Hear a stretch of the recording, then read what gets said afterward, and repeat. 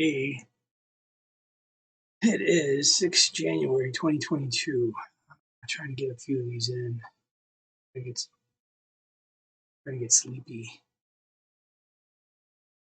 Okay, Grimm's Fairy Tales. Thanks for joining me. Little table set thyself, gold ass, and cudgul out of the sack. There was once upon a time a tailor who had 3 sons and only 1 goat. But as the goat supported the whole of them with her milk, she was obliged to have good food, and to be taken every day to pasture. The sons therefore did this in turn. Once the eldest took her to the churchyard, where the finest herbs were to be found, and let her eat and run about there. At night, when it was time to go home, he asked, "Goat, have you had enough?"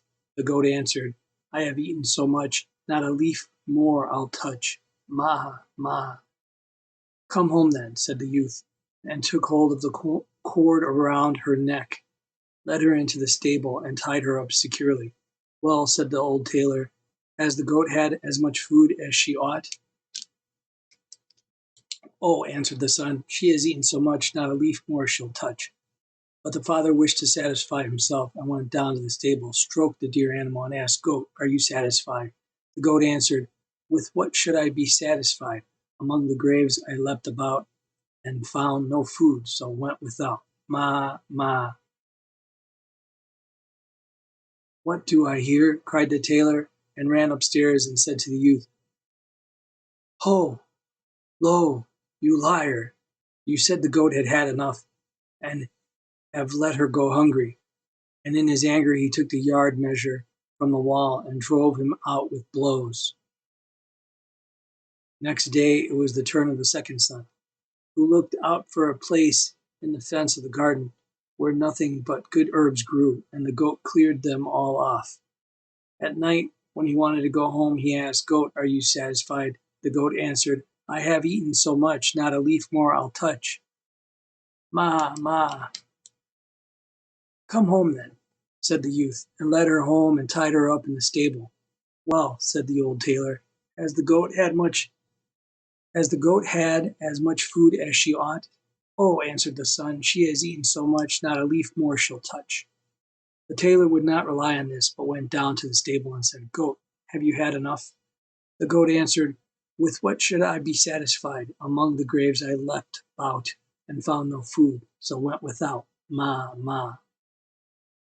"The godless wretch!" cried the tailor, "to let such a good animal go hungry," and he ran up and drove the youth out of doors with a yard measure. Now came the turn of the third son, who wanted to do the thing well, and sought out some bushes with the finest leaves, and let the goat devour them.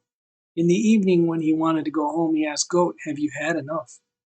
The goat answered, "I have eaten so much, not a leaf more I'll touch. Ma, ma." "Come home then," said the youth, and led her into the stable and tied her up. "Well," said the old tailor, "has the goat had a proper amount of food?" "She has eaten so much, not a leaf more she'll touch." The tailor did not trust to that, but went down and asked, "Goat, have you had enough?" The wicked beast answered, "With what should I be satisfied? Among the graves I leapt about, and found no leaves, so went without. Ma, ma." "Oh, the brood of liars!" cried the tailor, "each as wicked and forgetful of his duty as the other. Ye shall no longer make a fool of me." And quite beside himself with anger, he ran upstairs and belabored the poor young fellow so vigorously with the yard measure that he sprang out of the house. The old tailor was now alone with his goat. Next morning he went down into the stable, caressed the goat, and said, "Come, my dear little animal, I myself will take you to feed." He took her by the rope and conducted her to green hedges, and amongst milfoil and whatever else goats like to eat. There you may for once eat to your heart's content," said he to her, and let her browse till evening. Then he asked, "Goat, are you satisfied?" She replied, "I have eaten so much, not a leaf more I'll touch. Ma, ma." "Come home then," said the tailor, and led her into the stable and tied her fast. When he was going away, he turned around again and said, "Well, are you satisfied for once?" But the goat did not behave better to him, and cried, "With what should I be satisfied? Among the graves I leapt about, and found no leaves, so went without. Ma, ma." When the tailor heard that, He was shocked, and saw clearly that he had driven away his 3 sons without cause. "Wait, you ungrateful creature," cried he. "It is not enough to drive you forth. I will mark you so that you will no more dare to show yourself amongst honest tailors."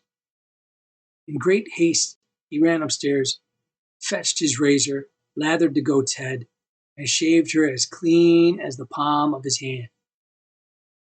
And as the yard measure would have been too good for her, he brought the horsewhip, and gave her such cuts with it that she ran away with mighty leaps. When the tailor was thus left quite alone in his house, he fell into great grief, and would gladly have had his sons back again, but no one knew whither they were gone. The eldest had apprenticed himself to a joiner, and learnt industriously and unweariedly, and when the time came for him to go on his travels, his master presented him with a little table, which had no unusual appearance, and it was made of common wood.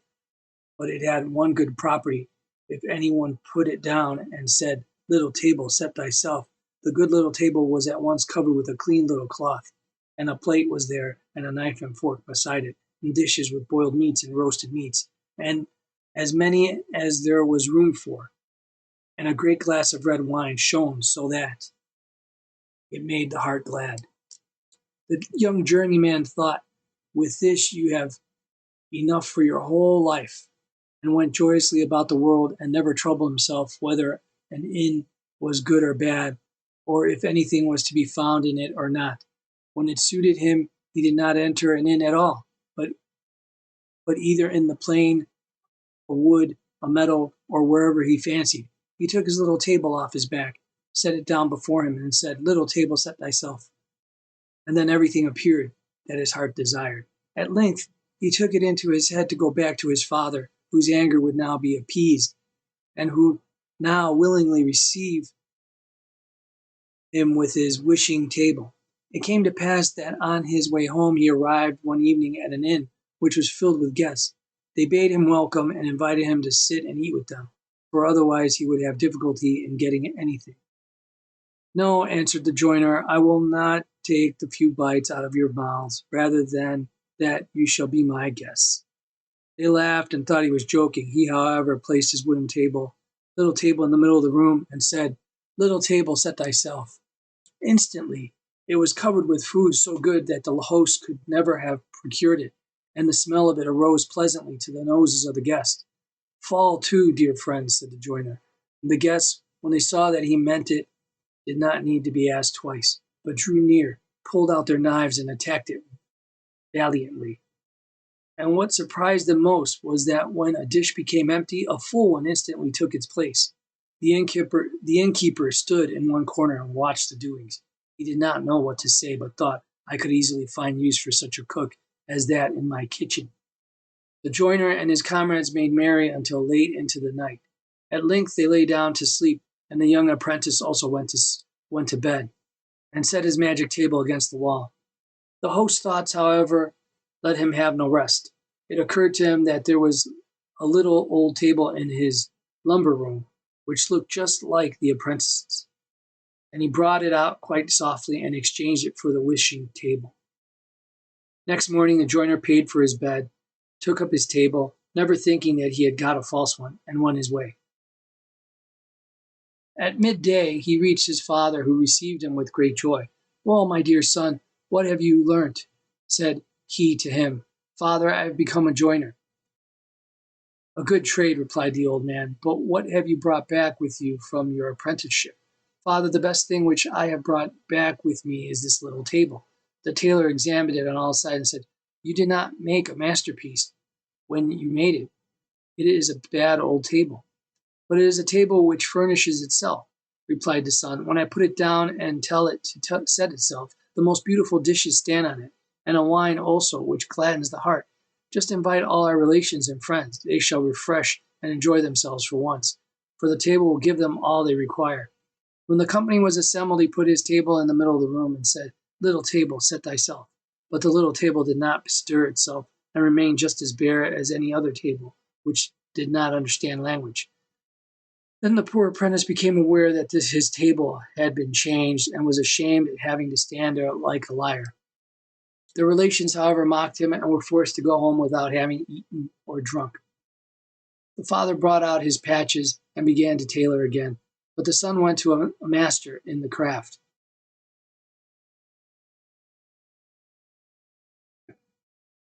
The second son had gone to a miller and had apprenticed himself to him. When his years were over, the master said, "As you have conducted yourself so well, I give you an ass of a peculiar kind, which neither draws a cart nor carries a sack." "To what use is he put, then?" asked the young apprentice. "He lets gold drop from his mouth," answered the miller. "If you set him on a cloth and say, 'Breckelbrit,' the good animal will drop gold pieces for you."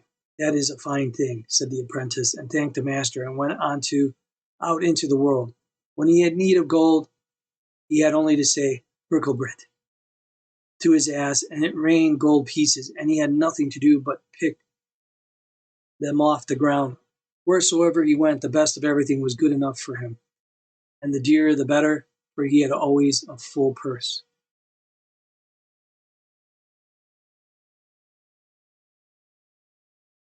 When he had looked about the world for some time, he thought, "You must seek out your father. If you go to him with the gold ass, he will forget his anger and receive you well." It came to pass that he reached the same public house in which his brother's table had been exchanged.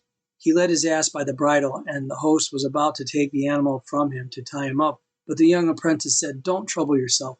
I will take my gray horse into the stable and tie him up myself, for I must know where he stands."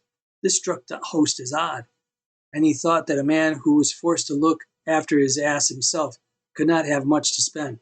But when the stranger put his hand in his pocket and brought out 2 gold pieces, and said he was to provide something good for him, the host opened his eyes wide, and ran and sought out the best he could muster.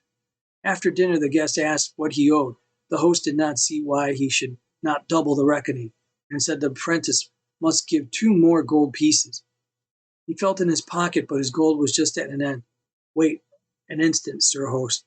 So said he, "I will go and fetch some money." But he took the tablecloth with him. The host could not imagine what this could mean, and being curious, stole after him. And as the guest bolted the stable door, he peeped through a hole left by a knot in the wood. The stranger spread out the cloth under the animal and cried, "Breckelbrint." And immediately the beast began to let gold pieces fall, so that it fairly rained down money on the earth. "My word," said the host, "ducats are quickly coined there. A purse like that is not amiss." The guest paid his score and went to bed, but in the night the host stole down into the stable and led away the master of the mint, and tied up another ass in his place. Early next morning the apprentice went away with the ass, and thought that he had his gold ass. At midday he reached his father, who rejoiced to see him again, and gladly took him in. What have you made of yourself, my son?" asked the old man. "A miller, dear father," he answered. "What have you brought back with you from your travels?" "Nothing else but an ass." "There are asses enough here," said the father. "I would rather have had a good goat." Again with the goat. "Yes," replied the son, "but it is no common ass, but a gold ass. When I say, 'Bricklebrit,' the good beast opens its mouth and drops a whole sheet full of gold pieces. Just summon all our relations hither, and I will make them rich folk." "That suits me well," said the tailor, "for then I shall have no need to torment myself any longer with the needle." Then he ran out and called the relations together. As soon as they were assembled, the miller bade them make a way, spread out his cloth, and brought the ass into the room. "Now watch," said he, and cried, "Bricklebrit." But no gold pieces fell, and it was clear that the animal knew nothing of the art, for every ass does not attain such perfection. Then the poor miller pulled a long face, saw that he was betrayed, and begged pardon of the relatives, who went home as poor as they came. There was no help for it. The old man had to betake him to his needle once more, and the youth hired himself to a miller. The third brother had apprenticed himself to a turner, and as that is skilled labor, he was the longest in learning. His brothers, however, told him in a letter how badly things had gone with them, and how the innkeeper had cheated them of their beautiful wishing gifts. On the last evening before they reached home, when the turner had served his time, he had to set out on his travels. As he had conducted himself so well, his master presented him with a sack and said, "There is a cudgel in it. I can put on the sack," said he, "and it may be of good service to me. But why should the cudgel be in it? It only makes it heavy." Cudgel. "I will tell you why," replied the master. "If only one has done anything to injure you, do but say, 'Cudgel,' out of the sack."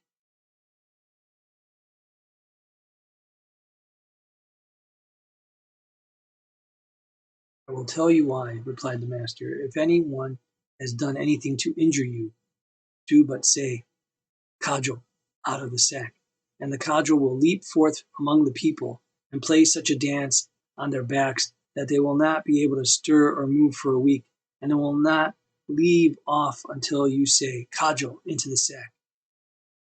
The apprentice thanked him, put the sack on his back, and when any one came too near him and wished to attack him, he said, "Cudgel," out of the sack. And instantly the cudgel sprang out and dusted the coat or jacket of one after the other on their backs, and never stopped until it had stripped it off them. And it was done so quickly that before anyone was aware it was already his own turn. In the evening the young turner reached the inn where his brothers had been cheated. He laid his sack on the table before him, and began to talk of all the wonderful things which he had seen in the world. "Yes," said he, "people may easily find a little table which will cover itself, a gold ass, and things of that kind, extremely good things which I by no means despise. But these are nothing in comparison with the treasure which I have won for myself, and I am carrying it about with me in my sack there." The innkeeper pricked up his ears. "What in the world can that be?" thought he. "The sack must be filled with nothing but jewels. I ought to get them cheap too, for all good things go in threes."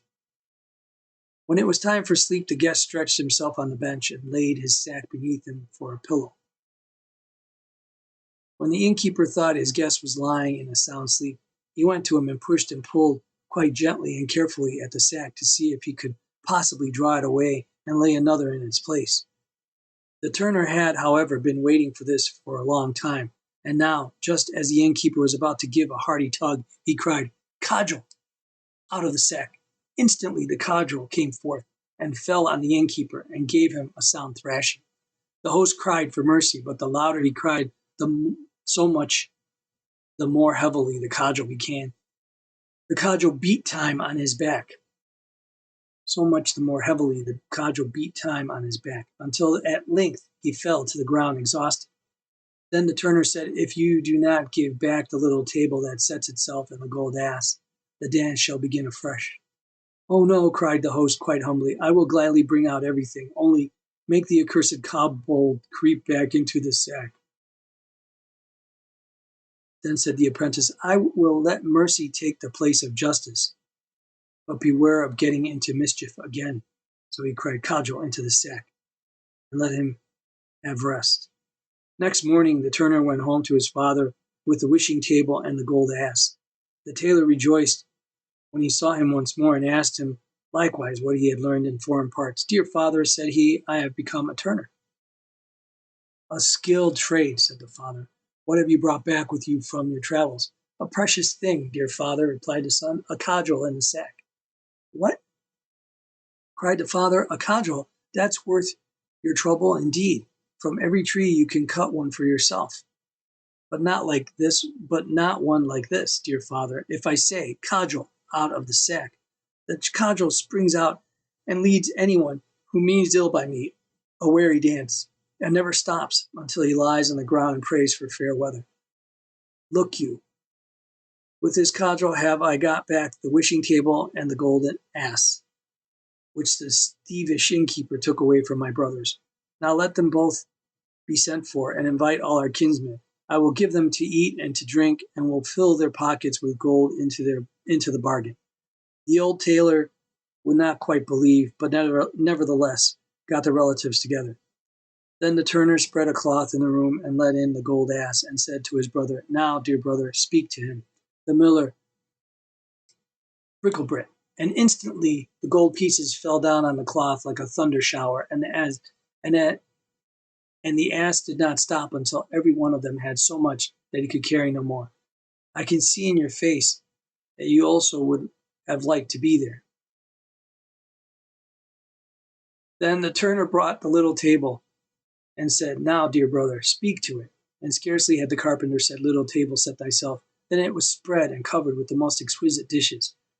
Then such a meal took place as the good tailor had never yet known in his house. The whole party of kinsmen stayed together till far in the night, and were all merry and glad. The tailor locked away needle and thread, yard measure and goose in a press, and lived with his 3 sons in joy and splendor.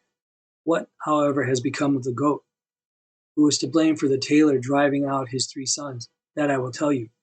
She was ashamed that she had a bald head, and ran to a fox's hole and crept into it. When the fox came home, he was met by 2 great eyes shining out of the darkness, and was terrified and ran away.